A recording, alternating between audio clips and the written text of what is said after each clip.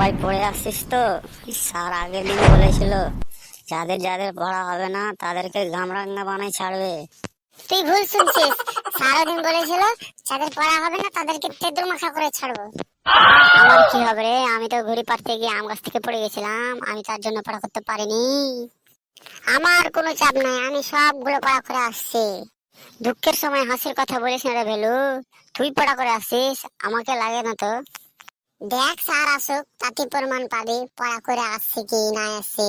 হ্যাঁ সুখ সুখ সুখ, স্যার আসতেছে, সবাই দাঁড়া। Good morning sir. ভালো আছিস তো সবাই? জি স্যার, আমরা সবাই ভালো আছি। আপনি কেমন আছেন?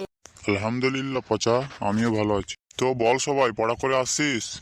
আগের দিন বলেছিলাম মনে আছে তো, বাঘের রচনা পড়ে আসতে বলেছিলাম সবাইকে। তারপরে বললি পড়াটা ধরি, গুড মর্নিং না আমি ব্যাড মর্নিং। না পারলে না সবার পাছার চাম লিখিয়ে দিব আজকে, দেখিস তোরা। দিদি নাম্বার ওয়ান, দিদি নাম্বার ওয়ান। কি ব্যাপারে বলু, তুই শুধু দিদি নম্বর ওয়ান বলছিস কেন রে? স্যার দিদি নাম্বার ওয়ানে বাঘের রচনা দেখা যায়। দাঁড়া, তোর বাঘের রচনা ছুটাচ্ছি। স্যার পেছু মনে হয় বাড়িতে সবসময় টিভি দেখে, পড়াশোনা করে না। তুই আবার পড়া করে আসছিস তো ভেলো? হ্যাঁ স্যার, আমি পড়া করে আসছি, মুখস্থ করে আসছি। রচনা ভালো করে পড়ে আসছিস বলতো, ওটাই রচনা তোকে ধরবো। স্যার আমি সব রচনা পড়ে আসছি, কোনো চাপ নাই, যেখান থেকে ধরবেন ধরেন।